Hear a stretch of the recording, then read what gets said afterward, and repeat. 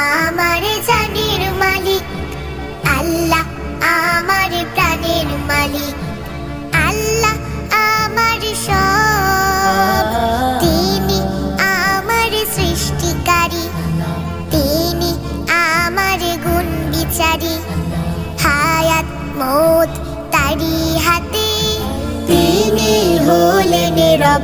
আল্লাহ